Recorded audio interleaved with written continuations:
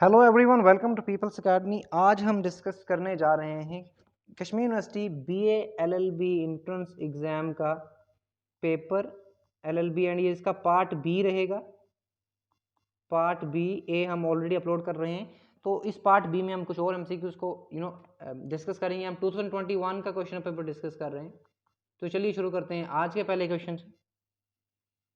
तो ये है हमारा आज का पहला क्वेश्चन एंड क्वेश्चन क्या है, in which country a military coup dislodged and elected government in February 2021। तो थोड़ा सा पुराना पेपर है, तो इसलिए पुराना क्वेश्चन है।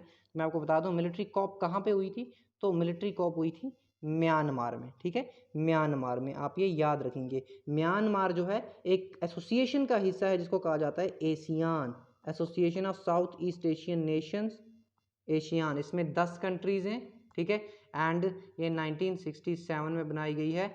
इसके हेडक्वार्टर्स इंडोनेशिया में है, ये आप याद रखेंगे। चलते हैं हम अपने नेक्स्ट क्वेश्चन पे।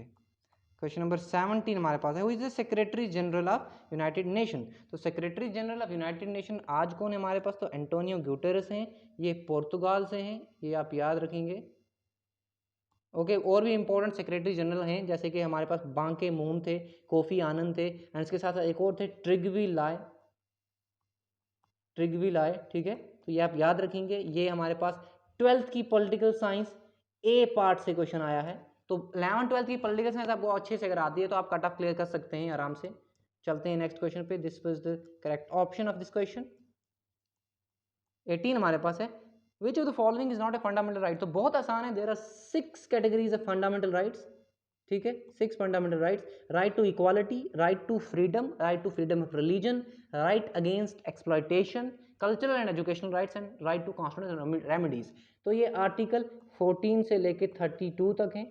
ठीक है, फंडामेंटल राइट पार्ट 3 जो है इंडियन कॉन्स्टिट्यूशन का उसमें है।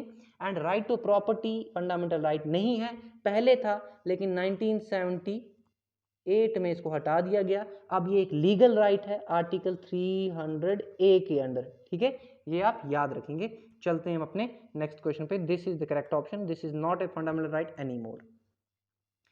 Which of the personal laws in India partially allow interreligious marriages। तो कोई भी नहीं ऐसा लॉ है जो इंटररिलीजियस मैरिजेस को अलाउ करता है, तो नन ऑफ द अबव। हाँ, लेकिन एक एक्ट है जो इंटररिलीजियस मैरिजेस को अलाउ करता है, that is special marriages act. Special marriages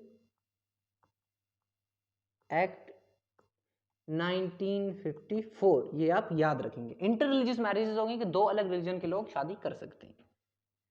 चलते हैं नेक्स्ट क्वेश्चन पे। Who is the supreme commander defence forces. India की जो डिफेंस फोर्सेस है ना, डिफेंस फोर्सेस कौन कौन सी हैं, आर्मी, नेवी एंड एयरफोर्स। ये 3 डिफेंस फोर्सेस हैं। इनका सुप्रीम कमांडर होता है प्रेसिडेंट ऑफ इंडिया, ये आप याद रखेंगे। लेकिन ये प्रेसिडेंट ऑफ इंडिया जो है ये कंट्रोल में किसके होता है, प्राइम मिनिस्टर ऑफ इंडिया के। एक्चुअल पावर जो है prime minister of India he exercise करता है। चलते हैं नेक्स्ट क्वेश्चन पे। 21 हमारे पास है, who among the following is the x office chairman of the Rajya Sabha. तो देखिए राज्यसभा में जो एक्स ऑफिस चेयरमैन होता है वो होता है vice president of India. Rajya Sabha जो है ये अपर हाउस है पार्लियामेंट का, लोअर हाउस कौन सा है, लोकसभा। और ये अपर हाउस में मैक्सिमम स्ट्रेंथ है 250 लोगों की। ठीक है, एंड इन 250 लोगों में से इसका जो एक्स ऑफिस चेयरमैन है ये वाइस प्रेसिडेंट होता है, लेकिन ये राज्यसभा का मेंबर नहीं होता है। ठीक है, ये इलेक्टेड मेंबर नहीं होता है राज्यसभा का, ये वाइस प्रेसिडेंट जब बनता है तभी ये राज्यसभा का एक्स ऑफिस चेयरमैन भी बन जाता है। एंड लोकसभा में कौन होता है प्रिजाइडिंग ऑफिसर, वहां पे होता है स्पीकर, और स्पीकर लोकसभा का ही पार्ट होता है। लेकिन राज्यसभा में इलेक्टेड नहीं होता है वाइस प्रेसिडेंट। वाइस प्रेसिडेंट तो वाइस प्रेसिडेंट होता है, लेकिन वो ऑटोमेटिकली एक्स ऑफिस चेयरमैन बनता है राज्यसभा का। ठीक है, चलते हैं नेक्स्ट क्वेश्चन पे। Which forum in the union territory of Jammu and Kashmir adjudicates the central matters. देखिए union territory of Jammu and Kashmir बताया गया है, तो इंडिया यूटी है। एंड अब ये आती है सेंट्रल एडमिनिस्ट्रेटिव ट्रिब्यूनल। तो सर्विस से रिलेटेड जो मैटर्स होते हैं वो ट्रिब्यूनल्स होते हैं, सेंट्रल एडमिनिस्ट्रेटिव ट्रिब्यूनल्स वहां पे होते हैं। ठीक है, वहां पे ये सारे मैटर्स को रिजॉल्व किया जाता है। एडजुडिकेशन होता है रिजॉल्व करना। चलते हैं नेक्स्ट क्वेश्चन पे। 23 हमारे पास है, which of the following writ deals with the detention of person in India. तो देखिए आर्टिकल 32 हमारे पास क्या है, राइट टू कॉन्स्टिट्यूशनल रेमेडीज। तो 5 रिट जो हैं वो कोर्ट्स क्या कर सकते हैं, इशू कर सकते हैं। एंड जो हमारे पास डिटेंशन के लिए, यानी कि अगर किसी को अरेस्ट किया है तो उसके लिए कौन सा रिट इशू किया जाएगा, हैबियस कॉर्पस, ठीक है। हैबियस कॉर्पस इसका पूरा इसका एक मीनिंग है, you may have the body, you may have the body, ठीक है। एंड मैंडेमस किसके लिए होता है, मैंडेमस होता है किसी भी पब्लिक सर्वेंट के लिए, अगर वो अपने काम सही से नहीं कर रहा है, ठीक है, ये आप याद रखेंगे। और सर्शियरी किसके लिए होता है, अगर कोई पब्लिक ऑफिस को होल्ड कर रहा है, अगर कोई क्लेम कर रहा है कि मैं इस पब्लिक ऑफिस का ऑफिसर हूं, तो उसको ये क्लैरिफिकेशन देनी पड़ेगी according to certiorari writ. But इसका करेक्ट ऑप्शन इस क्वेश्चन का ये है सी। चलते हैं नेक्स्ट क्वेश्चन पे। 24 है, how many schedules are there in Indian constitution. तो बिल्कुल आसान सा सवाल है, 12 शेड्यूल इंडियन कॉन्स्टिट्यूशन में। ओरिजिनली कितने थे, ओरिजिनली 8 थे हमारे पास। जब 1950 में कॉन्स्टिट्यूशन एनैक्ट हुई थी, 26 जनवरी को एनैक्ट हुई थी कॉन्स्टिट्यूशन, 26 नवंबर 1947 को अडॉप्ट हुई थी कॉन्स्टिट्यूशन, ठीक है। अडॉप्ट और एनैक्ट आप याद रखना। तो तब 8 शेड्यूल थे, एंड इसके साथ मैं आपको बता दूं तब 22 पार्ट्स थे और 395 आर्टिकल थे। ओरिजिनली क्या था, 395 आर्टिकल थे, 8 शेड्यूल्स थे, 22 पार्ट्स थे। लेकिन अब क्या हो गया है, 12 शेड्यूल्स आ गए हैं, 25 पार्ट्स आ गए हैं और अराउंड 470 प्लस आर्टिकल्स आ गए। चलते हैं नेक्स्ट क्वेश्चन पे। 25 हमारे पास है, who is considered to be the pioneer of public interest litigation. तो PIL की बात हो रही है। PIL को किसने इंट्रोड्यूस कराया, आइडिया इसका किसने दिया। तो मैं आपको बता दूं, ये आइडिया जो है पिल का, यहाँ पे करेक्ट ऑप्शन इसका है। तो यहाँ पे करेक्ट ऑप्शन हमारे पास है ऑप्शन नंबर डी, जो हमारे पास PN भगवती हैं, इन्होंने ये आइडिया दिया पब्लिक इंटरेस्ट लिटिगेशन। देखिए पब्लिक इंटरेस्ट लिटिगेशन है कि अगर किसी के साथ इनजस्टिस हो रहा है तो उसके बदले में भी कोई कोर्ट जा सकता है। इफ पर्सन ए, इसके साथ कोई जस्टिस हुआ है यहाँ पे, तो इसका कोई और जानने वाला दोस्त रिश्तेदार कोर्ट में जा सकता है इसके बदले, ठीक है। अगर इसको लीगल लिटरेसी नहीं है, इसको कोई आइडिया नहीं है, गरीब सा इंसान है, तो इसके बदले कोई भी जा सकता है। पहले ये नहीं होता था, पहले अगर इसका साथ इनजस्टिस हुआ है तो यही जाएगा, इसका कोई प्रॉब्लम है तो यही कोर्ट जाएगा, ठीक है। लेकिन PIL में अब ये नहीं है। चलते हैं नेक्स्ट क्वेश्चन पे। 26 हमारे पास है, ओके या this is 26। By which amendment the voting age in India was reduced from 21 years to 18 years. तो 18 से पहले 21 साल थी वोटिंग एज, फिर 18 कर दी गई। तो कब कर दी गई है, ये कर दी गई ऑप्शन नंबर डी जो आप देख पा रहे हैं 1989 में, 61st अमेंडमेंट एक्ट। अमेंडमेंट क्या होता है, जब कॉन्स्टिट्यूशन को चेंज किया जाता है, ठीक है। तो 61st अमेंडमेंट एक्ट 1989 में हुआ, एंड तब क्या किया गया, वोटिंग एज को कम किया गया। चलते हैं नेक्स्ट क्वेश्चन में। 27 हमारे पास है, हु अमंग द फॉलोइंग जजेस of the Supreme Court was unsuccessfully sought to be impeached. Impeached होता है अगर सुप्रीम कोर्ट की जजेस को रिमूव करना हो उनके पोस्ट से, ठीक है, तब उसको इम्पीच कहा जाता है।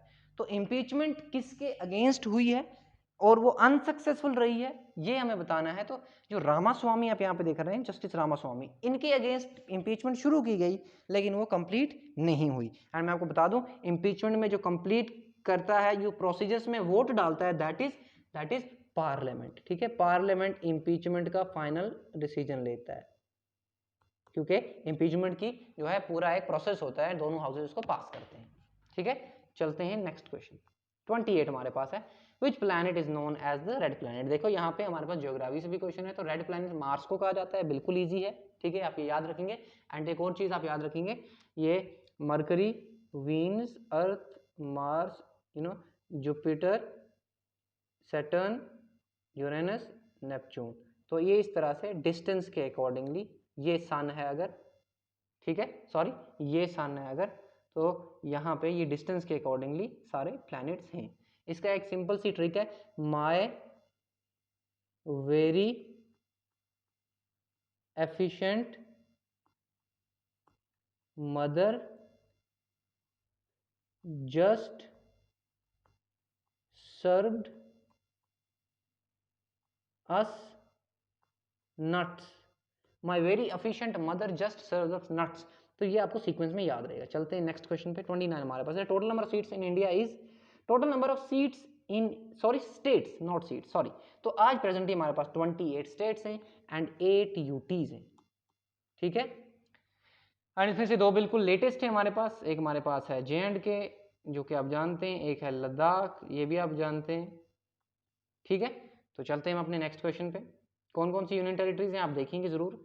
Which of the following is a land locked country. तो लैंड लॉक्ड होती है जो चारों तरफ से किसी कंट्री के लैंड बॉर्डर से जुड़ी हुई हो। तो नेपाल हमारे पास एक लैंड लॉक्ड कंट्री है। देखो साउथ अफ्रीका जो है इसके साउदर्न साइड में पानी है, बांग्लादेश के भी साइड में पानी है, पाकिस्तान के साइड में भी पानी है, लेकिन नेपाल जो है ये चारों तरफ से घिरा हुआ है इंडिया और चाइना के बीच में।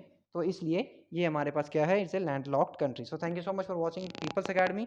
आप हमारे साथ जुड़ सकते हैं पीपल्स एकेडमी पे टेलीग्राम चैनल पे, एंड इसके साथ साथ आप हमारे साथ जुड़ सकते हैं इंस्टाग्राम पे, एंड इसके साथ साथ आप हमारे साथ जुड़ सकते हैं फेसबुक पे। तीनों जगह एक ही नाम है पीपल्स एकेडमी, आप फॉलो करें, हम डिस्क्रिप्शन में लिंक डाल देंगे। एंड इस क्वेश्चन पेपर की हम सॉल्व्ड PDF जो है वो डालने जा रहे हैं पीपल्स एकेडमी टेलीग्राम चैनल पे, तो आप जाके देख सकते हैं। Thank you so much, have a nice day, मिलते हैं नेक्स्ट पार्ट में। Till then goodbye. And एक इंपॉर्टेंट सजेशन कि 11th 12th